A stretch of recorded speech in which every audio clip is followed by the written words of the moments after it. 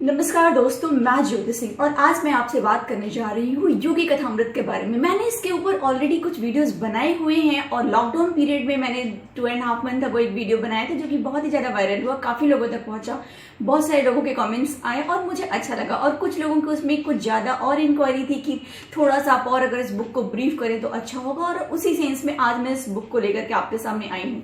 हल्का सा परिचय देना चाहूंगी। यह पुस्तक योगी कथामृत इन हिंदी और autobiography of Yogi, the title is in English, written by Shri Shri Paramhansa Yogananda ji. ये भारतीय संत थे और इनके गुरु स्वामी श्री युक्तेश्वर जी थे। यह गुरु शिष्य परंपरा में से बिलोंग करते हैं। इसमें 6 गुरुओं की गुरु शिष्य परंपरा है, जिसमें कि स्वामी श्री इसमें अगर आप गुरु शिष्य परंपरा को देखेंगे तो स्वामी श्री युक्तेश्वर जी जो हैं वो परमहंस योगानंद जी स्वामी श्री युक्तेश्वर जी के डिसाइपल हैं। फिर लाहिड़ी महाशय जी हैं जो कि महाअवतार बाबा जी के डिसाइपल हैं, और उसके बाद में जीसस क्राइस्ट भी आए हैं जो कि महाअवतार बाबा जी के डिसाइपल्स कंसिडर करते हैं, किए गए हैं समवेयर। और उसके बाद में ये लॉर्ड कृष्णा की जो टीचिंग्स है जो कि भगवत गीता के फॉर्म में हम लोग अध्ययन करते हैं, कहीं ना कहीं वो क्रिया योग के फॉर्म में हम इस बुक में ऑटोबायोग्राफी ऑफ योगी भी देख सकते हैं। हल्का सा मैं ब्रीफ कर रही हूँ और पूरे डिटेल्स के लिए आपको बुक के अंदर जाना पड़ेगा। आज मैं आपसे कुछ इंपॉर्टेंट चैप्टर्स को लेकर के आऊंगी और मैं कुछ और ऐसे शख्सियत का नाम लेना चाहूंगी जिन लोगों ने इस पुस्तक को पढ़ी है और बहुत अप्रिशिएट किया है, और उनमें से हैं आपके ये स्टीव जॉब्स इस पुस्तक को पढ़ा करते थे और 2 साल में एक बार वो पढ़ते ही थे, उनके टेबल पे पुस्तक हमेशा रहती थी। विराट कोहली ने इस पुस्तक को पढ़ी हुई है और बहुत सारे लोगों ने इस पुस्तक को पढ़ी है। और दोस्तों, इसके साथ ही मैं आपको बताऊंगी कि 1999 में 1999 में एक हार्पर कॉलिन पैनल था जिसमें कि दुनिया की 100 पुस्तकों को लिया गया था कि नंबर 1 पे कौन है और अंडर 100 कितनी पुस्तकें हैं। तो ये पुस्तक ऑटोबायोग्राफी ऑफ योगी, योगी कथामृत भी जो है वो शताब्दी के महत्वपूर्ण पुस्तकों में अंडर 100 में ये पुस्तक का भी अपना अच्छा एक नाम आया हुआ था। नंबर क्या था उसकी जानकारी मुझे नहीं है, but it was considered in top 100 books in the world. Okay, now दोस्तों, इस पुस्तक के बारे में मैं आपको बोलना चाहूंगी कि वे नरेंद्र मोदी जी ने इस पुस्तक को कई बार पढ़ी है और रिसेंटली ये अपने जो प्रेसिडेंट रहे हैं उन्होंने उनको इस पुस्तक को गिफ्ट की थी। तो उस टाइम मोदी जी ने बोला भी कि अरे ये पुस्तक तो मुझे बहुत लोगों ने दी है, ऑलरेडी 10 से ऑलमोस्ट उनके पास 15-16 सेट्स अवेलेबल थे। ठीक है, तो ये बहुत ही चहेती पुस्तक है, लोगों द्वारा प्यार की गई, रेस्पेक्ट की गई, और यह एक ऐसी पुस्तक है जिसमें कि हमें भारत के रियल वास्तविक आध्यात्म का पता चलता है। और अब हम इस बुक में आगे बढ़ना चाहेंगे। हम चैप्टर वाइज आज मैं आपको small very crispy concise summary देना चाहूंगी, और अगर कहीं पॉसिबल हुआ तो मैं 1-2 लाइन के किसी भी चैप्टर से डायलॉग्स को भी लेकर के आगे बढ़ूंगी। तो पहला चैप्टर है जो कि इस पुस्तक में शुरू होता है, वो है मेरे माता पिता एवं मेरा बचपन। इस पुस्तक में मेरे माता पिता और मेरे बचपन के चैप्टर भी है, चैप्टर नंबर 1 है, और इसमें कैसे श्री श्री परमहंस योगानंद जी का जन्म होता है, किस प्रकार वो अपने पेरेंट्स के साथ रहते हैं और बचपन में भी कैसे उनको आध्यात्मिक फरवर मिलता है, किस प्रकार वो आध्यात्मिकता में रमे हुए हैं। बचपन से ही वो उनका रुझान जो है, उनकी इच्छा जो है वो आध्यात्मिकता की तरफ है, और वो उनके माता पिता भी क्रिया योगी रहते हैं और लाहिड़ी महाशय के शिष्य हैं उनके माता पिता, और उसका प्रभाव इस शिष्य पर भी पड़ता है। इवन जब वो बहुत छोटे बच्चे थे, स्मॉल बच्चे, तो वो अपने माता जी के साथ में वाराणसी में गए हुए थे, और वहां पे लाहिड़ी महाशय ने जब उनकी माता जी को देखा तो उनको अपने पास बुलाया और बच्चे के सर पे हाथ रख करके बोला, माँ तुम्हें पता है यह बच्चा बहुत बड़ा आध्यात्मिक तूफान लाएगा हमारे देश में, और ये बहुत सारी आत्माओं का उद्धार करने के लिए एक बहुत बड़ा रिसोर्स बनेगा देश और विदेश दोनों जगहों पे। तो एकदम बहुत छोटे प्यारे बच्चे थे, तभी इनको लाहिड़ी महाशय जी का भी आशीर्वाद प्राप्त था। माता उनकी बहुत खुश हुई क्योंकि वो चाहती थी कि उनके गुरु उनके बच्चे को आशीषित करें। तो इस प्रकार यह पुस्तक आती मेरे माता पिता एवं मेरा बचपन। माय डियर फ्रेंड्स, इसमें बहुत ही खूबसूरती से उनके बचपन की कहानियों का वर्णन है, अगर आप पढ़ेंगे तो आपको पता चलेगा। फिर चैप्टर 2 आता है जिसमें कि माँ का देहांत और अलौकिक ताबीज। हाँ, आप जानना चाहेंगे कितने चैप्टर्स हैं? चैप्टर्स 49 है। आप चिंता न करें, मैं शॉर्ट क्रिस्पी कंसाइज बताऊंगी। जब आप डिटेल में पढ़ेंगे तो आपको पूरा इसका आनंद आएगा। मैं कुछ प्रसंगों पर थोड़ा सा बस दृष्टि डालने की कोशिश करूंगी। दूसरा चैप्टर है माँ का देहांत और अलौकिक ताबीज। श्री परमहंस योगानंद जी की माँ का देहांत काफी कम उम्र में हो जाता है। जब ये एक बच्चे हैं, ऑलमोस्ट 10 to 12 इयर्स के बच्चे हैं, उस समय इनकी माँ का देहांत होता है और ये बहुत ही दुखी होते हैं, बहुत दुखी होते हैं। इनका बहुत ज्यादा करुण क्रंदन रहता है, क्योंकि एक छोटा बच्चा जिसको जब अपने माँ की सबसे ज्यादा सख्त जरूरत पड़ती है, उस समय उसकी माँ का देहांत होना, आप समझ सकते हैं कि उसके जीवन में पहाड़ का टूट जाना है, पहाड़ का आ गिरना है। तो उसमें उस प्रसंग में भी आप देखेंगे कि जो है, और इसमें मतलब आध्यात्मिक शक्तियों का बहुत ज्यादा फरवर है। इवन जब उनकी माँ का देहांत होने वाला है तो एक ब्राह्मण उनके घर पे आते हैं और उनकी माँ को बोलते हैं, माँ आपको पता है आपका समय अब पूरा हो गया है धरती पर रहने का, और जो भी कार्य है आप उसको जल्दी से कंप्लीट कर लें, और इसीलिए मुझे गुरुओं ने आपके पास भेजा है और आपको मेरी बात पर भरोसा हो, इसके लिए बस ऐसे कहने पर नहीं, कल जब आप सुबह ध्यान करेंगे तो आपके हाथ में एक अलौकिक ताबीज आएगी और आप इस ताबीज को अपने बड़े बेटे को दे दीजिएगा। आपका बड़ा बेटा इस ताबीज को, आनंदा जिनका नाम है, आनंदा को दीजिएगा और आनंदा को बोलेगा कि वो यह ताबीज योगानंदा, इनका बचपन का नाम गुरुदेव का श्री परमहंस योगानंद जी का योगानंद रहता है, इस ताबीज को योगानंद जी को तब देंगे जब वो बहुत ज्यादा आध्यात्म की तरफ जाना चाहेंगे और सांसारिकता से पूरे तरीके से विरक्त हो जाएंगे। और दोस्तों यही होता है। नेक्स्ट उनकी माँ के हाथ में ताबीज आता है, वो ताबीज उनको देती है और इन चीजों को वर्णन करती हैं। अनंदा उस ताबीज को अपने भाई को देना नहीं चाहती हैं, क्योंकि अनंदा चाहते हैं कि उनका भाई भी सांसारिक बने, शादी करे और दुनिया को देखे। इसके लिए उनके और उनके भाई का बहुत बार आर्ग्यूमेंट्स होता है और उसमें इनका पूर्ण रूप से रुझान जो है परमहंस योगानंद जी का वो अध्यात्म की तरफ है। वो संसार में बिल्कुल जाने की इच्छा प्रकट नहीं करते हैं, जाना नहीं चाहते। इसके लिए वो गुरुकुल और गुरु की तलाश करते हैं। बचपन से ही वो अपने गुरु की तलाश करते हैं, क्योंकि उनको उनके गुरु की पिक्चर्स जो है वो फ्लैशेज के रूप में उनके आंखों के सामने आया करती थी। इवन जब वो ध्यान किया करते थे तो कभी कभी कुछ संत महात्माओं की फोटोग्राफ्स उनके सामने आया करते थे, तो वो बोलते थे आप लोग कौन हैं? तो एक बार उसमें से कुछ संत ने बोला हम हिमालय के योगी हैं। तो फिर गुरुदेव को हिमालय जाने के लिए बहुत ज्यादा लालायित हुआ करते थे। तो इस प्रकार का उसमें वर्णन किया गया है, बहुत ही खूबसूरत वर्णन है। और अचानक ही जिस जैसा कि वो ब्राह्मण बोले थे, उनकी माँ की मृत्यु बहुत ही कम, उनकी माँ अपने बड़े भाई की शादी, उनकी माँ अपने बड़े बेटे आनंदा की शादी करना चाहती हैं, लेकिन वो शादी पूरी नहीं हो पाती है। उनको पता रहता है कि उनका जाने का समय पूरा हो गया, इसलिए वो जल्दी जल्दी हर एक काम को करती हैं, बट वो कामयाब नहीं हो पाती हैं और उनकी मृत्यु पहले ही हो जाती है। लेकिन उसी लड़की से उनके बड़े बेटे की शादी कुछ समय बाद होती है और आनंदा अपने गृहस्थी में आ जाते हैं और वो अपने भाई को भी, मीन्स परमहंस योगानंद जी को बहुत समझाने की कोशिश करते हैं कि आप भी जो है अपना घर बार देखो, क्यों आध्यात्मिकता में लगे पड़े हो। बट लंबी कहानी है, आगे हम देखेंगे कि आनंदा की भी दृष्टि आध्यात्म को लेकर चेंज हो जाती है और वो भी बहुत बड़े आध्यात्मिक स्पंदन के रूप में प्रकट होते हैं हमारे देश के लिए, विश्व के लिए आप कह सकते हैं।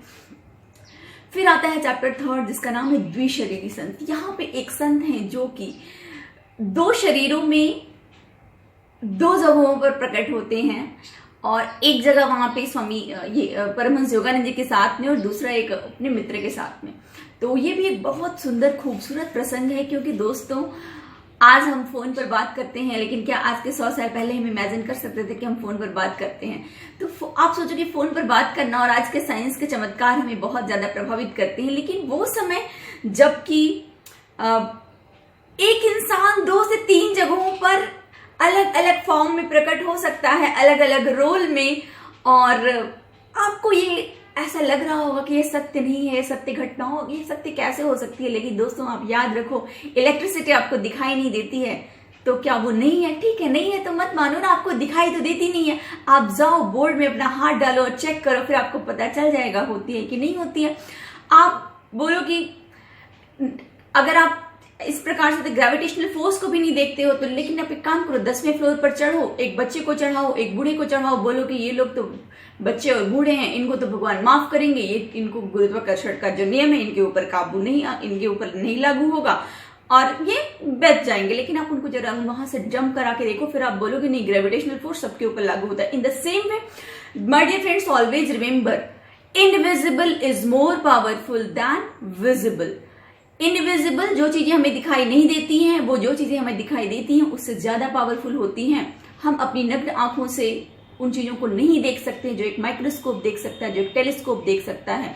और आध्यात्म की निगाहें इससे भी ज्यादा पेचीदी होती है, इससे भी ज्यादा गहरी होती है। आध्यात्म की निगाहों और आध्यात्म को देखने के लिए अगर हमें भगवान का विश्व स्वरूप देखना है तो उसके लिए हमें अर्जुन जैसा डिसाइपल भी चाहिए। फिर भी वहां पर भी भगवान कृष्ण को अर्जुन को दिव्य दृष्टि देनी पड़ी थी, तब वो भगवान को देख पाए थे, क्योंकि देखने की तो इच्छा उसने जाहिर की। लेकिन जब भगवान ने अर्जुन को अपना विश्व रूप दिखलाया तो अर्जुन चकाचौंध हो गया, वो देख नहीं पा रहा था, एकदम वो डर गया था। फिर भगवान ने उसको दिव्य दृष्टि दी। तो हमें भी अपने साधना को, अपने ध्यान को बढ़ाना है और ईश्वर को इम्प्रेस नहीं कह सकते, ईश्वर पे हमें कनेक्ट होना है, उनसे हमें अपने आप को अट्यून करना है। और जब हम उन पे अपने आप को अट्यून कर लेंगे, कनेक्ट कर लेंगे, तो हमारा भी उद्धार हो जाएगा। अब आती है, थोड़ा हम फास्ट चलेंगे क्योंकि ये बहुत बड़ा चैप्टर है। I was thinking I will be able to cover up in 1 hour and I will keep it in part 1, part 2, but let's hope but I will go little fast now. दोस्तों फिर इसमें एक chapter आता है, हाँ, तो द्विशरीरी संत। इसमें हालांकि गुरुदेव एक संत को, वो अपने गुरु की तलाश में हैं, उनके पिताजी उनको बनारस भेजते हैं और बनारस वो द्विशरीरी संत से मिलते हैं जो 2 जगहों पर 2 शरीरों में व्यक्त होते हैं। एक तो इनके सामने स्वयं परमहंस योगानंद जी की, जो कि उस टाइम 12 साल के बच्चे हैं, और दूसरा जो है दूसरे संत के सामने। और उसमें ये देखते हैं कि जहाँ पे जो है उनका प्रकट होना, लेकिन गुरुदेव वहां पर बहुत अचंभित नहीं होते और उनको अपना गुरु मानने को भी तैयार नहीं होते हैं, क्योंकि उनकी अंतरात्मा उनको आवाज देती है कि तुम्हारे गुरु आएंगे, ये तुम्हारे गुरु नहीं, तुम्हारे गुरु कोई और हैं, राइट। सो नेक्स्ट चैप्टर इसमें आता है, हिमालय की ओर मेरे पलायन में बाधा। जैसा कि मैंने आपको बताया कि बहुत बार जब वो ध्यान करते हैं तो बहुत सारे हिमालय के संत उनके आंखों के सामने आते हैं और वो योग किया करते हैं। तो जब वो अपनी आंखों को बंद करते हैं तो जब उन संतों को देखते हैं तो ये बड़े विचलित से हो जाते हैं और उस टाइम पे बोलते हैं आप लोग कौन हैं। तब फिर वो आंसर देते हैं कि हम हिमालय के योगी हैं। फिर इनको आप भी हमारे साथ चलो, ऐसा भी उनको इन फ्लैशेस कहीं कहीं मिलता है। तो फिर वो डिसाइड करते हैं कि हम हिमालय जाएंगे और हिमालय जाने के लिए उनकी बहुत इच्छा रहती है, लालसा रहती है। वो बहुत प्रैक्टिस करते हैं, अपने एक दोस्त के साथ जो है प्लान करते हैं हिमालय भागने के लिए, लेकिन वो किसी प्रकार से पकड़े जाते हैं। अनंता उनके भाई उनको पकड़ लाते हैं घर पे। बहुत खूबसूरत ये एपिसोड यहाँ पे रहता है। वो अपने एक मित्र के साथ भागने की कोशिश करते हैं उस समय, लेकिन वो डेफिनेटली पकड़े जाते हैं और वो नहीं जा पाते हैं, वो भाग नहीं पाते हैं। फिर इसमें एक चैप्टर आता है गंध बाबा के चमत्कारी प्रदर्शन। इसमें एक गंध बाबा की स्टोरी है जो कि चैप्टर नंबर 5 है। और जो गंध बाबा हैं वो बहुत ही महान हैं। उनके अंदर एक शक्ति है, एक क्षमता है जो कि वो किसी भी प्रकार का गंध उत्पन्न कर सकते हैं। और वो सामने वाले को जो भी स्मेल आपको चाहिए, मान लीजिए आप बोलेंगे कि मेरे हाथों से गुलाब की महक आए, तो वो आशीर्वाद देंगे और आपके हाथों से गुलाब की महक आने लगेगी। और इस प्रकार जब गुरुदेव को जब पता चलता है कि इस प्रकार के गंध बाबा, तो वो उनको साधु संतों में बहुत इंटरेस्ट रहता है। जहां पे भी किसी भी साधु संत की वो कहानी सुनते हैं वहां पे जाने का प्रयत्न करते हैं। तो वो गंध बाबा के पास जाते हैं और गंध बाबा के पास भी जब वो जाते हैं तो बहुत बड़ा एक कॉन्वर्जेशन, खूबसूरत कॉन्वर्जेशन उनका होता है गुरुदेव का। और वो पूछते हैं उसमें, हालांकि वो गंध बाबा से ये प्रश्न करते हैं कि आपको यह साधना पाने में कितना समय लगा, कितने सालों में आपने जो है इस प्रकार की सिद्धि प्राप्त कर पाई, इस प्रकार का आश्चर्य प्राप्त कर पाया कि आप जो है ये गंध निकाल सकते हैं। तो उन्होंने अपनी जो उनकी साधना का समय था वो ऑलमोस्ट मोर देन 10 years का बताया था। I am able to see almost let's computer 10 to 12 years का समय बताया था। फिर उसमें वो बोलते हैं मुझे तो लगता है कि आप ये तो एक इत्र की कंपनी से एक इत्र से आराम से कोई भी स्मेल मिल सकती है। आपने अपना समय खामोखा आध्यात्मिकता के नाम पे ऐसे ही गंवा दिया, आपने क्यों ये सिद्धियों की प्राप्ति के लिए। तो गंध बाबा समझ गए कि ये लड़का बहुत होशियार है और रियल आध्यात्मिकता की तलाश में है। एनीवे उन लोगों की चर्चा होती है और फिर गंध बाबा बोलते बताओ तुम्हें कौन सी गंध चाहिए। तो बोले मुझे तो गंध नहीं चाहिए। तो बोले लेकिन तुम आए हो तो मैं चाहता हूँ कि तुम भी इसका लाभ उठा सको। फिर वो बोलते हैं बगल में जो है कोई सूखा फूल रखा रहता है, तो वो बोलते हैं कि क्या इन सूखे फूलों से चमेली की सुगंध आ सकती है। तो गंध बाबा बोलते हैं हाँ तथास्तु। वो सूखे फूल को गुरुदेव अपने हाथ में लेते हैं, जैसे अपने हाथ में लेते हैं उसमें से चमेली की खुशबू आने लगती है। इवन गुरुदेव को ऐसा लगता है उस टाइम परमहंस योगानंद जी को कि कहीं ऐसा तो इन्होंने मेरे ऊपर सम्मोहन कर दिया है और मैं ऐसा फील कर रहा हूँ। तो वो अपने घर पे फ्लावर लेके जाते, अपने बहन को उमा को भी बोलते हैं कि जरा तुम इसको सुगंध दो, उमा इसमें क्या है। तो वो सूखे फूल से चमेली की खुशबू देख करके एक दूसरे फूल से वो एकदम परेशान बोलती है, माँ ये तो जादू टोना सीख लिया है, सूखे फूल से जो है ये चमेली की खुशबू निकाल रहे हैं। फिर ये स्टोरी यहाँ पे समाप्त होती है। आप पढ़िए in detail, because if I go in detail then one chapter will take 1 hour। Okay, so Bagh Swami, my dear friend, बाघ स्वामी की स्टोरी बहुत खूबसूरत है। बाघ स्वामी एक ऐसे स्वामी है जो कि जीते जिंदा टाइगरों से लड़ा करते हैं और हिमालय के जंगलों में वो जाया करते हैं। हिमालय के जंगल में वो निहत्थे खूंखार टाइगर से लड़ा करते हैं और उनका ये मानना रहता है कि उनसे लड़ करके वो उनके मन में हिंसा की भावना को खत्म कर दें और उस टाइगर्स को भी वो ये शिक्षा दे सके कि वो पेड़ पौधे और फलों से अपना जीवन यापन करें, जानवरों को खाना बंद करें। ये उनका मिशन रहता है। तो बाघ स्वामी, और बहुत खूबसूरत ये स्टोरी है। गुरुदेव को बाघ स्वामी के बारे में पता चलता है तो ये बाघ स्वामी से मिलने खुद बिहार जाते हैं और बिहार में एक बहुत लंबी स्टोरी है।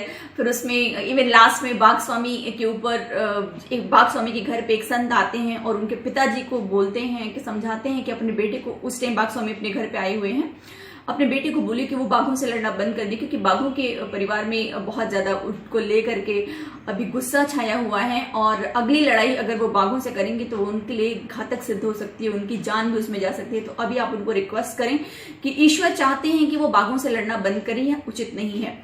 और उनके पिताजी, बाघ स्वामी के पिताजी अपने बेटे से बोलते हैं बाघ स्वामी से, टाइगर स्वामी से, लेकिन टाइगर स्वामी इसको नहीं मानते हैं और वो फिर भी वो अपनी लड़ाई जारी रखते हैं। और उसी दौरान एक्चुअली उनको विरक्ति तो आने लगती है उस समय उन चीजों से, बट बिहार के राजा को पता चल जाता है कि वो बाघों से लड़ा करते थे। तो बिहार का राजा उनको बुलवाता है अपने यहाँ और उसके बाद में वो खुद एक टाइग्रेस को पकड़ के लाया हुआ है। उस टाइग्रेस से उनको लड़ने की खुले मैदान में चुनौती देता है और पूरे बोलता है कि अगर आप मेरे टाइगर से नहीं लड़ोगे तो मैं पूरे गांव में, मैं पूरे शहर में ढिंढोरा पिटवाऊंगा कि आप झूठ बोलते थे और अफीम खाए हुए बाघों से लड़ा करते थे और आप अपने बल और शौर्य की गाथा झूठ मूठ का गाया करते थे। तो ये बाघ स्वामी को बुरा लगता है क्योंकि जो सत्य हो, जिसमें सत्यवादिता हो, वो इस प्रकार की बातों में से उसको डेफिनेटली नाराजगी होगी। तो बाघ स्वामी उसकी चुनौती को स्वीकार करते हैं और उसमें वो जो बाघ रहता है और ये बाघ स्वामी रहते हैं, दोनों की लड़ाई होती है और बहुत खूंखार लड़ाई होती है। उसमें बाघ स्वामी को भी काफी चोटें आती हैं, हालांकि टाइग्रेस को वो पकड़ करके सारी शर्तें पूरे करते हैं, वो उसको जंजीर में बांधते हैं और बहुत खूबसूरत वर्णन है। अगर आप बुक को पढ़िए then you will understand more. I am going in a glance. Okay, so next chapter comes प्लवनशील संत। इस प्लवनशील संत के चैप्टर में ये एक ऐसा चैप्टर है जिसमें कि एक संत हैं जो कि हवा में तैरते हैं, ऑलमोस्ट 4-6 फीट तक वो पहुंच जाते हैं और वो हवा में तैरते हैं। उनके बारे में जब पता चलता है गुरुदेव को तो वो उनसे भी मिलने के लिए जाते हैं, जिनका नाम भादुड़ी महाशय है। और भादुड़ी महाशय एक प्लवनशील संत हैं। वो प्लवनशील संत, वो पानी पर तैरते हैं, पानी पर, हवा पर तैरते हैं और बहुत खूबसूरत वर्णन इसमें दिया गया है। फिर चैप्टर आता है 8, भारत के महान वैज्ञानिक सर जगदीश चंद्र बोस। जगदीश चंद्र बोस से भी यहाँ पे परमहंस योगानंद जी की मुलाकात होती है और वो जो पौधों पे एक्सपेरिमेंट किए रहते हैं उसके ऊपर बहुत अच्छी खूबसूरत बातचीत होती है दोनों लोगों की। और एक बहुत ही अच्छा वर्णन जो है उस समय दिया गया है जब उनकी मुलाकात हुई है, क्या बातें उन लोगों ने की है उसके बारे में। और उसमें आप देखेंगे तो बहुत ही मतलब बोस उस टाइम काफी यंत्रों का प्रचार मतलब वो आविष्कार कर रहे होते हैं जिससे कि वो पौधों की ध्वनि और उसके एक्सपीरियंस को सुन सकें या उसको महसूस कर सकें, उन चीजों पे चर्चा होती है। फिर चैप्टर आता है परमानंद भक्त और उनकी ईश्वर के साथ प्रेम लीला। ये 9 चैप्टर है, परमानंद भक्त और उनके ईश्वर के साथ प्रेम लीला। परमानंद भक्त कौन है पता है माय डियर फ्रेंड्स? ये हैं मास्टर महाशय जो कि रामकृष्ण परमहंस के स्वामी विवेकानंद के बाद एक परम शिष्य हुआ करते थे, जिन्होंने रामकृष्ण वचनामृत को लिखा हुआ है। गुरुदेव को परमहंस योगानंद जी, गुरुदेव जो मैं कह रही हूँ उनका मतलब परमहंस योगानंद जी, राइट? तो परमहंस योगानंद जी को जब उनके बारे में, मास्टर महाशय के बारे में पता चलता है तो वो उनके पास जाते हैं और उनको पता रहता है कि ये माँ काली के दर्शन करते हैं। तो ये बोलते हैं कि जगत जननी को आप मेरा संदेशा भेजिए, उनसे पूछिए वो मुझे दर्शन कब देंगी। और इनकी माँ की मृत्यु भी हो गई रहती है बचपन अवस्था में ही, मैंने आपको बताया 2nd चैप्टर में उनकी माँ की मृत्यु हो गई रहती है, जबकि ये 10 इयर्स ऑलमोस्ट है। अब वहाँ पे बहुत ही एक खूबसूरत संवाद दोनों का होता है, योगानंद जी का और मास्टर महाशय जी का। और वहाँ पे वो जब इस बच्चे की मतलब ईश्वर के लिए पराकाष्ठा को देख करके वो बहुत रोते हैं, बहुत बिलबिलाते हैं, कभी कभी उनके सामने बोलते हैं आप माँ काली को बोलिए ना कि वो मेरी गुहार लगाएं, वो मुझसे कब मिलेंगे, मुझसे कब बात करेंगी, मेरी माँ की मृत्यु क्यों हुई, मेरी माँ कहाँ गई, ये प्रश्न उनसे करते हैं। फिर एक दिन वो बहुत द्रवित होते हैं और मास्टर महाशय करते हैं ठीक है मैं तुम्हारी प्रार्थना माँ काली को बोल दूंगा। और गुरुदेव उस दिन जब अपने घर पे जाते हैं तो रात्रि में जब वो ध्यान के लिए बैठते हैं तो उस समय उनको जगत जननी के दर्शन होते हैं। और फिर उनकी माँ उनको दर्शन में बोलती है अरे तुम इतना हैरान परेशान क्यों होते हो, मैंने तो जन्मों से तुम्हारी रक्षा की है और मेरी दृष्टि तो हमेशा तुम पर थी और अभी भी है और आगे भी रहेगी, तुम्हें वरी करने की कोई जरूरत नहीं है। नेक्स्ट डेज आते हैं, बहुत अच्छा संवाद दोनों का होता है। और let's go ahead because it's a very beautiful and very big chapter, vast work my dear friends, I'm giving it to you in a very glance. Then the chapter comes अपने गुरु श्री युक्तेश्वर जी से मेरी भेंट। अब ये चैप्टर जो है chapter number 10 है। यहाँ पे इनको अपने गुरु, ये बहुत इवन ये बनारस जाते हैं स्वामी दयानंद सरस्वती जी के आश्रम में, वहां पर ये अपने गुरु की तलाश करते हैं। और हालांकि जब वो उस आश्रम से वहां पे जम नहीं पाती है क्योंकि वहां पे जो शिष्य रहते हैं वो ज्यादातर उस समय में अध्ययन करें और गुरुओं की सेवा करें, ऐसा ही मतलब उनका बिलीफ रहता है ईश्वर की प्राप्ति का। लेकिन इनका विश्वास जो रहता है वो साधना का रहता है, ध्यान का रहता है। तो शिष्य इनका मजाक उड़ाते हैं कि छोटी सी उम्र में इतना ध्यान करते हैं, इनको तो अभी ही संन्यास धारण कर, इनको तो अभी ही समाधि अवस्था का लाभ उठाना है, कुछ करना धरना है नहीं, खा पी करके बस ऐसे पड़े रहते हैं। A lot of things were there my dear friends, you can say that, a big love in, okay, so Swami Dayanand Saraswati ji की भी आश्रम में इनकी कुछ ज्यादा जम नहीं पाती है और एक दिन ये द्रवित होकर के वहां से निकल लेते हैं, आश्रम छोड़ करके चले जाते हैं। और जिस दिन ये आश्रम छोड़ करके जा रहे होते हैं उस दिन हालांकि उनका एक मित्र आता है और वो पहले मार्केट लेके जाता है सब्जी खरीदने के लिए, तो ये जाते हैं और उसी दिन वो स्वामी श्री युक्तेश्वर जी को बनारस की एक गली में देखते हैं। और उसके बाद जैसे ही वो ये अचानक ही इनके पैर, जैसे ही उस छवि को ये देखते हैं, इनके पैर उनके तरफ जो है आकर्षित हो जाते हैं। वो भी वहां पे ठहर गए हैं और ये उनको देख रहे हैं और उसके बाद ये अपना सब सामान रख के पटक के झोला तुरंत उसके पीछे भाग जाते हैं क्योंकि उस टाइम स्वामी श्री युक्तेश्वर जी एक गली में हिलते हैं, ये दौड़ते हुए जाते हैं और उनको देखते हैं तो बस उनके पैरों पे गिर जाती है। अरे गुरुदेव, मैंने आपको बहुत बार ध्यान करते समय मैंने आपके चेहरे को, छवि को ध्यान में देखा हुआ है, आप ही मेरे गुरु हैं, मैंने आपको ढूंढ निकाला, मैंने आपको ढूंढ निकाला। वो बहुत खुश होते हैं और वहाँ पे नतमस्तक होते हैं अपने गुरुदेव को। फिर गुरुजी भी बहुत खुश होते हैं, वो सब अच्छा, बहुत अच्छी बात है। फिर वो बताते हैं कि मेरा आश्रम श्री रामपुर में है, मैं यहाँ पे नहीं रहता, मैं तो यहाँ पे अपने माँ के घर पे आया हूँ, मैं बहुत जल्दी यहाँ से चला जाऊंगा और हम श्री रामपुर में मिलेंगे। और बोलते हैं कि एक काम करो, अभी तुम जो है अभी, फिर वो बोलते हैं कि मुझे मालूम है तुम्हारे यहाँ आश्रम में मन नहीं लग रहा, तो कोई बात नहीं, थोड़े दिनों के लिए तुम कोलकाता चले जाओ अपने भाई के पास, अपने घर पे थोड़ा समय वहां व्यतीत करो। फिर आज से 3 हफ्ते बाद शायद वो या 4 हफ्ते बाद जो है तुम मेरे पास आ जाओगे श्री रामपुर में। गुरुदेव नाराज हो जाते हैं, बोलते नहीं नहीं, मैं इतने मुश्किल से आपको ढूंढा हूं, मैं नहीं जाऊंगा।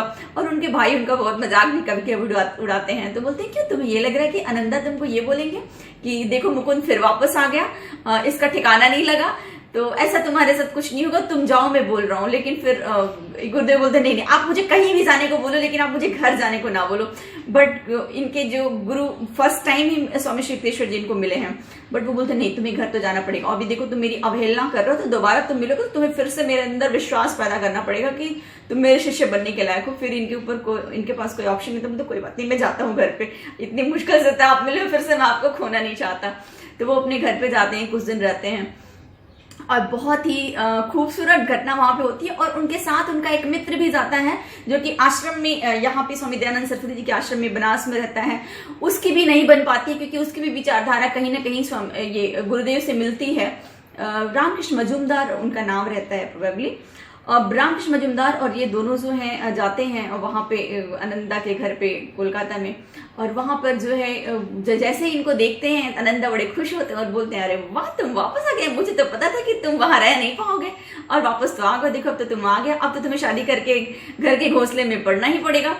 फिर गुरुदेव बोलते हैं ऐसा कुछ नहीं, आप इतना खुश ना हो आनंदा, मैं यहाँ से 2-3 हफ्ते में चला जाऊंगा क्योंकि मुझे मेरे गुरु मिल गए हैं और पास ही श्री रामपुर में वो रहते हैं, बहुत दूर भी नहीं रहते हैं।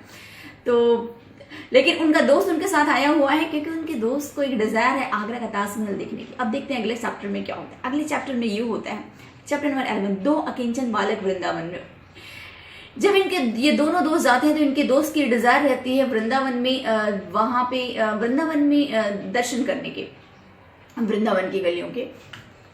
और 2 अकिंचन बालक वृंदावन, यस हाँ, इनका दोस्त भी इनके साथ गया रहता है और उसका मन आगरा का ताजमहल देखने का रहता है, राइट। इसके लिए वो वहां पे गया हुआ है। लेकिन आनंदा बहुत ही महान है और उनका दिमाग बहुत तेज। आनंदा कौन है? वो परमहंस योगानंद जी के बड़े भाई हैं। और आनंदा ने बहुत गूढ़ वो दिन सोच रहे होते हैं और उन्होंने एक वहां पे उनके लिए एक प्लान किया हुआ है। और वो प्लान ये है कि आनंदा बोलते हैं कि अगर तुम्हें पिताजी अपनी संपत्ति से वंचित कर दे मुकुंद, तो ये मुकुंद इनका बचपन का नाम है योगानंद जी का। तो आनंदा उनको बोलते हैं कि मुकुंद मैं तुमसे कुछ बात करना चाहता हूँ। तो बोलते हाँ बोलिए। तो बोलते कि अगर पिताजी तुम्हें अपनी संपत्ति से वंचित कर दे मुकुंद, तो ये कुछ गलत नहीं होगा। तो फिर योगानंद जी बोलते हैं कोई बात नहीं भैया, लेकिन मुझे पता है कि परमपिता मुझे अपनी संपत्ति से वंचित नहीं करेंगे और मुझे उनकी संपत्ति लेने की ज्यादा अभिलाषा है, ना कि पिताजी की संपत्ति में मेरा कोई इंटरेस्ट है। फिर आनंदा बोलते ये तुम ऐसा इसलिए बोल रहे हो क्योंकि हमेशा से तुम्हारे खाने की, रहने की और कपड़ों की अच्छी व्यवस्था की गई है और जो कि पिताजी और हम लोगों ने तुम्हें दिया हुआ है। अगर तुम्हें खाना न रहे और रहने को वस्त्र न रहे, तब तुम्हें पैसों की और इस दुनियादारी की कीमत पता चलेगी और उस अवस्था में तुम्हारे पास भीख मांगने के अलावा कोई रास्ता नहीं रहेगा। फिर योगानंद जी बोलते हैं, उस टाइम मुकुंद बोलते हैं कि नहीं भैया ऐसा जरूरी नहीं है, भगवान के दरबार में बस भिखारी ही नहीं है, अगर सच्चा भक्त है तो वो उसके खाने के और जीने के का भी प्रबंध करेंगे। फिर आनंदा बोलते हैं कि ठीक है, तो क्यों नहीं इस चीज की परीक्षा ली जाए। और इसके दौरान वो बोलते हैं ठीक है मैं आपकी परीक्षा के लिए तैयार हूं। फिर गुरुदेव को समझ में आ जाता है, मीन्स योगानंद जी को, कि ये कुछ मेरे लिए प्लान किया। बोलते हैं ठीक है, तो अभी सुनो, मैं तुम्हें आज चाहूंगा कि तुम आगरा जाओ और मैं तुम्हें बस एक टिकट दूंगा आगरा जाने के लिए और एक पैसा कुछ भी नहीं दूंगा। और तुम आगरा जाओगे, सॉरी आगरा नहीं, तुम्हें वृंदावन जाना है और तुम्हें वृंदावन में जाकर के फंस करके नहीं रहना है। तुम्हें वहां पे खाना मिलना चाहिए, तुम वृंदावन का अवलोकन करने चाहिए, मतलब वृंदावन हर जगह घूमने चाहिए, वहां के दृश्यों को देखने चाहिए और उसके बाद में तुम्हें वहां से वापस आना है। और मैं चाहता हूं कि तुम्हारे साथ तुम्हारा दोस्त ही जो है राम गोपाल मजुमदार भी जाए। तो वो बोलते हैं कि ये इनके जो मित्र हैं वो भी साथ में जाए। तो फिर इनके मित्र जो है वो बोलते हैं अरे आनंदा मुझे क्यों भेज रहे हो, बट एनीवे वो दोस्त भी उनका तैयार होता है जाने के लिए। और आनंदा 2 टिकट देते हैं वृंदावन जाने का उन लोगों को और उसके बाद में उनको छोड़ देते हैं। और आनंदा का ये कहना है कि वो किसी को भी अपनी स्थिति से परिचित नहीं कराएंगे कि उनको किस परिस्थितियों में घर से बाहर निकाला गया है। जैसे वो स्टेशन, और उनको 1 रुपए नहीं दिया गया रहता है कुछ भी तार करने के लिए, कुछ भी करने के लिए। और शर्त ये रखी गई है कि वो बस इन पैसों से जाएंगे, वो भूखे नहीं रहने चाहिए, उनकी हर इच्छा पूरी होनी चाहिए, मीन्स वो वृंदावन में घूमने चाहिए, आते समय उनको जेल वेल में नहीं वो जाने चाहिए, वो सही सलामत घर पे पहुंचने चाहिए और उन्हें किसी से भिक्षा भी नहीं मांगनी है और अपनी स्थिति से अवगत भी नहीं कराना है। तो ये बहुत बड़ा एग्जाम रहता है। बट गुरुदेव बोले ठीक है, इतनी सी बात है, आई एम रेडी। अगर आप मेरी परीक्षा ही लेना चाहते हो तो मैं इस परीक्षा के लिए रेडी हूँ। उनका दोस्त बोलते हैं और ठीक है ये भी जाएगा, मेरे साथ मेरा मित्र भी जाएगा। दोनों जो हैं मित्र और ये तैयार हो जाते हैं वहां जाने के लिए। अभी मित्र तो बहुत संकट पे पड़ते हैं क्योंकि उसको, वो भी आध्यात्मिक है लेकिन वो आध्यात्मिकता में इतना ज्यादा स्थिर नहीं हुआ है, ईश्वर में उसका इतना अविरल विश्वास नहीं है कि हर जगह पे उसको जो है ईश्वर से आशीर्वाद प्राप्त होगा ही और वो इस स्थिति से बाहर आ जाएगा। तो उनका दोस्त चलते समय बोलता है आनंदा को, आनंदा मेरे को 1-2 रुपए तो दे दीजिए ताकि अगर हम किसी बहुत मुश्किल की परिस्थिति में पड़े तो आपको तार कर सके। लेकिन वहां पे यहाँ पे ये मुकुंद बोलते हैं नहीं, अगर तुम लास्ट 1 चवन्नी भी इनसे मांगते हो या 1 पैसा भी मांगते हो एक्स्ट्रा टिकट के, तो मैं उसको नहीं लेने के लिए तुमको समर्थन देता हूँ क्योंकि मुझे लगता है तुम्हें ईश्वर में भरोसा नहीं है। मुझे ईश्वर में पूरा भरोसा है, वो हमें फंसा के नहीं रखेंगे, ही विल हेल्प अस। और इस प्रकार वो बोलते हैं चलो ठीक है कोई बात नहीं। वो दोनों लोग चले जाते हैं, फिर ट्रेन में जाते हैं। बहुत खूबसूरत, मैं इसमें थोड़ा ज्यादा जा रही थी क्योंकि ये घटना मुझे, ये चैप्टर मुझे बहुत पसंद है। फिर वो दोनों बच्चे जो है जा रहे हैं वो, और उनकी उम्र उस टाइम 10 से 12 साल, 13 आई थिंक 13-14 साल होगी, maximum 14 year, not more than that yes. अब होता ये है कि वहां पे एक ईश्वर के तरफ ईश्वर की तरफ ही बहुत बड़े एक और व्यक्ति रहते हैं जिनका झुकाव रहता है, वो इन लोगों के वार्तालाप और इनको देखते हैं और उनको इनसे ऑटोमेटिकली बहुत श्रद्धा और प्यार हो जाता है। और वो उनको ऑफर करते हैं कि काम करो बच्चों, क्या तुम जानते हो वृंदावन में किसी को? तो बोलते नहीं, हम तो नहीं जानते किसी को वृंदावन में। आप लोग कहाँ जा रहे हो? तो बोले कि हम जा रहे हैं वृंदावन, घूमने के लिए जा रहे हैं। लेकिन वो जो है, वो जो व्यक्ति हैं वो एक्चुअली एक आश्रम के हैं और वो एक वृंदावन में बहुत खूबसूरत आश्रम है, वहाँ के वो जो हैं आधिकारिक तौर पे एक व्यक्ति हैं। वो उस आश्रम के आश्रयदाता के राजकुमारों को खाने की दावत पे बुलाने के लिए गए रहते हैं और वो राजकुमार आ नहीं पाते हैं क्योंकि उन्हें किसी और काम के लिए जाना पड़ता है और वो अभी खाली हाथ जो है वृंदावन से आ रहे हैं। 2 राजकुमारों को उनको लेकर के आना रहता है। तो वो सोचते हैं मैं क्या करूं, और वहाँ पे बहुत ही एक माता जी हैं जो कि बहुत प्यार से खाना बनाई हुई हैं उन लोगों के लिए, राजकुमारों के लिए।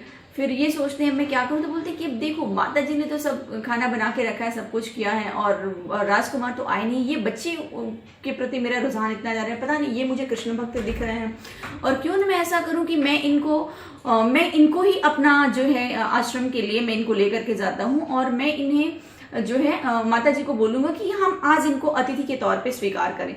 तो जब वृंदावन आता है तो वो जो व्यक्ति हैं वो गुरुदेव का बैग पकड़ लेते हैं, मतलब गुरुदेव का जो कपड़े हैं या जो बैग है उसको पकड़ लेते हैं। बोलते हैं आप आज मेरे यहाँ मेहमान बने। बोलते नहीं मैं नहीं बनूंगा कहीं। वो बोलते हैं क्यों? तो गुरुदेव होशियार, उनको लगता है कहीं आप मुझे भगा तो नहीं रहे हो। तो बोले नहीं ऐसा नहीं है, आपके प्रति मैं आकर्षित हुआ हूँ, मैं आपको ईश्वर प्रधान व्यक्ति पा रहा हूँ, मेरे को ईश्वरत्व आप में दिख रहा है, इसलिए मैं आपको अपना मेहमान बनाना चाहता हूँ। और आज वैसे भी मैं गया था अपने आश्रम के राजदाताओं को वो इनवाइट करने के लिए, वो आ नहीं सके और हमारी माता जी ने बहुत खूबसूरत आज सुंदर भोज बनाया हुआ है, उसका आप लाभ उठाएं तो मुझे खुशी होगी। तो गुरुदेव तैयार हो जाते हैं और आश्रम में जाते हैं और बहुत अच्छा वहाँ पे उनका जो है स्वागत होता है। एक अद्वितीय भोज दिया गया रहता है जिसका वो लाभ उठाते हैं और बाय गॉड्स ग्रेस वो स्थितियां ऐसी आती हैं कि वृंदावन के पूरे मंदिरों का दर्शन भी करते हैं, भ्रमण भी करते हैं और लास्टली गुरुदेव के एक डिसाइपल को, एक शिष्य को जो है भगवान कृष्ण का आशीर्वाद आता है। वो बोलता है कि उनकी जाकर के मदद करे। तो ये लोग एक पेड़ के नीचे बैठे रहते हैं, वो शिष्य वहां पर जाता है और गुरुदेव को अपना जो है अपनी दीक्षा के लिए वो रिक्वेस्ट करता है। गुरुदेव उसको दीक्षा देते हैं, फिर वो उसको गुरुदेव को और उनके दोस्त को पूरा वृंदावन घुमाते हैं और लास्ट में उनको टिकट निकाल करके देता है जहाँ पर कि उनके भाई आनंदा रह रहे हैं वहाँ का टिकट। आई थिंक उस टाइम आनंदा जो है आगरा में रहते हैं क्या, व्हाटएवर, ओके, आनंदा जहाँ पे रह रहे हैं उस प्लेस का 2 टिकट देता है और उसके बाद में 1-1 रुपए की एक गड्डी देता है। तो फिर अभी ये सब देख करके उनके दोस्त के तो होश उड़ गए होते कि जब आप चैप्टर पढ़ेंगे तो आपको बहुत बार दिखाई देगा कि गुरुदेव को तो भगवान के आशीष पे पूरा भरोसा है लेकिन उनके दोस्त को नहीं है। वो बार बार उनको बोलता है अरे ये तो संयोगवश हो गया, अभी तो तुम तो हमारी जान लेने वाले हो, मैं तो कहाँ निकला था आगरा का ताजमहल देखने के लिए, लेकिन तुम्हारे साथ तो मुझे लगता है मुझे मेरे मकबरे में प्रवेश करना पड़ेगा। और जब वो वापस आते हैं तो जैसे ही वो घर पे आते हैं थोड़ा स्टाइलिश नजरिए से वो 1-1 रुपए के नोटों की गड्डी टेबल पर रख देते हैं और उनका दोस्त मिठाइयाँ भी उपहार में दिया तो मिठाइयाँ भी रख देते हैं। अभी आनंदा देखते हैं तो आनंदा उससे रहा नहीं जाता। आनंदा बोलते हैं अरे वो बताओ तुमने कहीं इस लड़के ने किसी को लूटा तो नहीं है। और फिर वो पूरा रहस्य खुलता है और इस शर्त के जब उन्होंने आनंदा ने उनको ये शर्त दी कि शर्त जब दी है कि भगवान आपको यहाँ पे वापस सही सलामत इतने 24 घंटे के अंतर्गत भेजेगा, तो अगर आप अपने काम में कामयाब हुए तो मैं आपका डिसाइपल बनूंगा। ये बात भी वहां पे आनंदा ने बोली है और मैं आपको फिर कभी नहीं बोलूंगा कि आप ईश्वर की भक्ति ना करो या ईश्वर के मार्ग पे ना जाओ। तो आनंदा उसी दिन बोलते हैं कि मैं क्षमा चाहता हूं आपसे और आप मुझे भी दीक्षित करो, ओके आप। और क्रिया योग में उस दिन गुरुदेव आनंदा को भी दीक्षित करते हैं और it's a super my dear friends, I don't know what to say, just you go through the book. Then the chapter comes अपने गुरु श्री युक्तेश्वर जी से मेरी भेंट। ये तो हो गया 2। हाँ, अपने गुरु के आश्रम की कालावधि। चैप्टर नंबर 12 होता है। 12 में ये अपना, हाँ, फिर वो कुछ दिनों बाद अपने, जैसा कि उनके गुरु ने उनको बोला है कि तुम 2 से 3 हफ्तों में आ जाओगे हमारे यहाँ, तो ये अपने गुरु के आश्रम में फिर से जाते हैं। और जब अपने गुरु के आश्रम में पहुंचते हैं तो वहाँ पे वो एक लंबा समय उनका वहाँ पे व्यतीत होता है। वो पूरा आश्रम का वर्णन करते हैं। बहुत खूबसूरत आश्रम है, बहुत सिंपली स्वामी श्री युक्तेश्वर जी रहते हैं और स्वामी श्री युक्तेश्वर जी का अनुशासन जो रहता है वो बहुत ही कड़ा रहता है। उस कड़े अनुशासन में मुकुंद की बहुत अच्छी खासी जो है दीक्षा चलती है, और किस प्रकार से मुकुंद अपने जीवन को वहाँ पे जीते हैं वो वर्णन दिया गया है। उसके बाद आता है एक चैप्टर विनिद्र संत। विनिद्र संत जो है ये एक ऐसे महान संत हैं जो कि बहुत दिनों तक इन्होंने साधना की है, और इनकी साधना गुरुदेव को इनके बारे में पता चल गया रहता है विनिद्र संत के, जिनका की नाम राम गोपाल मजूमदार है परहैप्स। तो मैं उनके दोस्त का नाम शायद मैंने गलत बोल दिया है, आप लोग इसका ध्यान दीजिएगा। उनके दोस्त का नाम गुरुदेव के क्या रहता है, I'll tell you, give me 1 minute। इसमें I want a minute।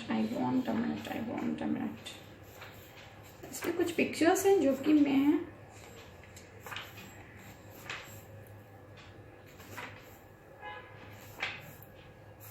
चलिए, आप जब इस पुस्तक को इन डिटेल पढ़ेंगे तो आपको बहुत सारी चीज़ें जो है नेम्स वगैरह वो पता चलेंगी। तो वहाँ पे एक संत हैं विनिद्र संत, जिनको कि राम गोपाल मजूमदार भी प्रोबेबली बोलते हैं। तो उनका दोस्त का नाम कुछ और है वहाँ पे। अब देखिए, जो विनिद्र संत हैं ये बहुत बड़े संत हैं, और ये हमेशा समाधि में लीन रहते हैं। इसके बारे में इनको जानकारी किसी ने दी है। तो मुकुंद जो है वो इनसे मिलना चाहते हैं, बहुत प्रयत्नों के बाद वो उनसे मिलते हैं, और इवन ये अपने गुरु के पास पहुंच गए होते हैं, फिर भी इनको ईश्वर की प्राप्ति की इतनी जल्दी लगी रहती है कि 6 महीने में ही स्वामी श्री युक्तेश्वर जी से बोलते हैं आप मुझे भगवान के दर्शन कराइए, भगवान के दर्शन कराइए। उसके पहले उनसे प्रॉमिस लिया रहता है। तो बोलते पहले तुम परिपक्व तो हो जाओ, क्योंकि दोस्तों बहुत बार हमें लगता है कि हम साधना कर रहे हैं, ध्यान कर रहे हैं, लेकिन हमें ईश्वर के दर्शन नहीं हो रहे। लेकिन आपको पता है ईश्वर के दर्शन आपको नहीं हो रहे, बहुत अच्छी बात है, क्योंकि ईश्वर के दर्शन नहीं के लिए तो आप जिंदा हैं।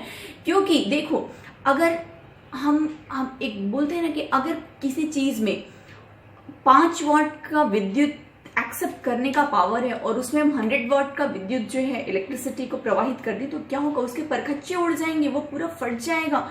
The same is with us. अभी हम हमारी इतनी क्षमता नहीं डेवलप हुई है कि हम ईश्वर के दर्शन कर सकें।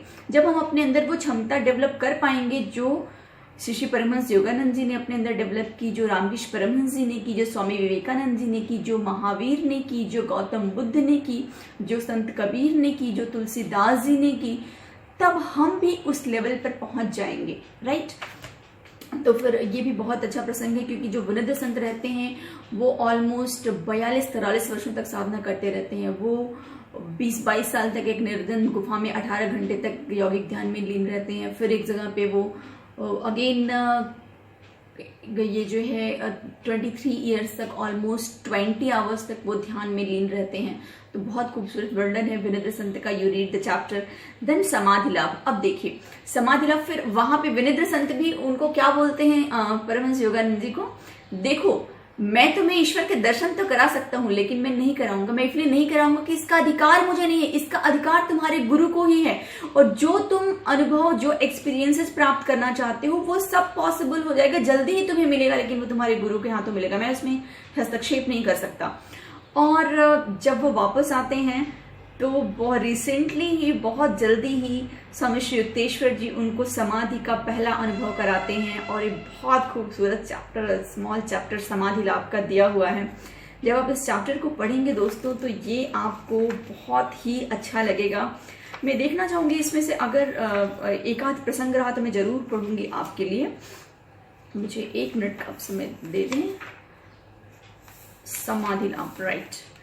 और इसमें ये मतलब जब ये मुकुंद पहुंच जाते हैं वहां पे, तो फिर वो ध्यान के लिए बैठते हैं। और उस दिन जो है वो उसमें ये जो है उसका इनको समाधि की प्राप्ति, समाधि लाभ होता है। मतलब ये समाधि की अवस्था तक पहुंच जाते हैं, और फिर वो स्वामी श्री युक्तेश्वर जी की पावर्स को और हर एक चीज को बहुत अच्छे से रियलाइज कर लेते हैं। और फिर से वो कभी भागने की कोशिश नहीं करते हैं आश्रम से।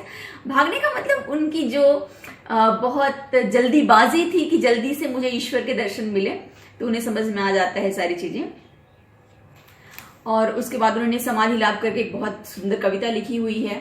फिर हमारा चैप्टर आता है फूल गोभी की चोरी। इसमें ये स्वामी श्री युक्तेश्वर जी ने बहुत खूबसूरत अपने यहाँ बागवानी भी की हुई है और वहाँ पे फूल गोभी के पौधे लगाए हुए हैं, वो बहुत खूबसूरती से फल रहे हैं। एक दिन वो टहलने के लिए जाते हैं और जो फूल गोभी है वो तोड़ करके घर में रखी गई है, तो गुरुदेव बोलते हैं जाओ सब अच्छे पे रख दो, घर में किवाड़ लगा करके आओ, सिटकनी लगा करके आओ, अभी हम लोग गंगा किनारे घूमने चलते हैं।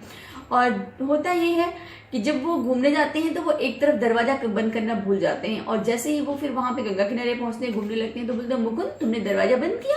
तो बोले हाँ गुरु जी मैंने तो बंद किया। तो बोले नहीं, पीछे वाला दरवाजा तुमने बंद नहीं किया। तो बोले फिर? तो बोले भी बहुत जल्दी एक चोर आएगा और तुम्हारी गोभियां चुरा करके लेकर के चला जाएगा। और वो गोभी की चोरी हो जाती है। फिर उस गोभी की चोरी कैसे हुई है, उसके पीछे का जो आध्यात्मिक दृष्टि से जिस प्रकार से स्वामी श्री युक्तेश्वर जी को इंट्यूशन होता है और उस वर्णन को करते हैं, वो घटना उसमें दी गई है। फिर ग्रह शांति के लिए स्वामी श्री युक्तेश्वर जी उस समय पत्थरों का यूज किया करते हैं, नीलम पुखराज टाइप ऑफ स्टोन्स, और उसमें भी ग्रह शांति के लिए ये जो है गुरुदेव को भी वो कुछ पत्थरों को लाने के लिए बोलते हैं।